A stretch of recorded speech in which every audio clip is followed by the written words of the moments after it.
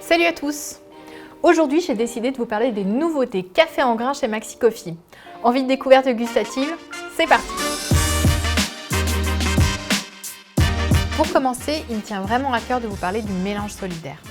Avec la crise que nous vivons actuellement, plusieurs caféiculteurs ont du mal à vivre de leur métier. C'est pour cette raison qu'un collectif de torréfacteurs a décidé de mettre en place ce mélange solidaire pour les aider financièrement. Ce mélange est un assemblage de café du Nicaragua issu de différentes fermes de Oldman Valadares. Torréfié en France, c'est un mélange 100% Arabica. Il sera parfait avec une machine expresso ou même une cafetière à piston. Il est rond et équilibré et plaira à tous les palais. Le deuxième café que je vous présente est un café de spécialité. Alors, qu'est-ce qu'un café de spécialité?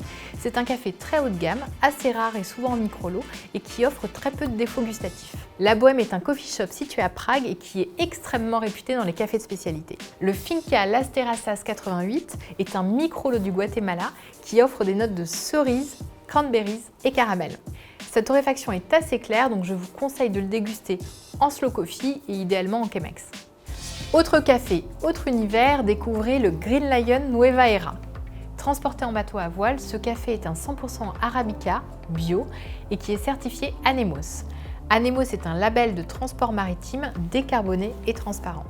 Parti de Colombie pour arriver au Havre, ce transport en voile a permis d'économiser 1130 kg de CO2. Ce café doux sera parfait en machine expresso broyeur ou alors en machine manuelle.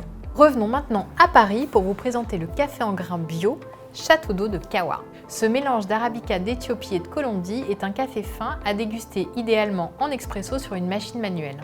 Kawa est une équipe de passionnés qui valorise des terroirs grâce à des torréfactions maîtrisées. Vous allez vivre une véritable aventure gustative grâce à ce blend de café de spécialité.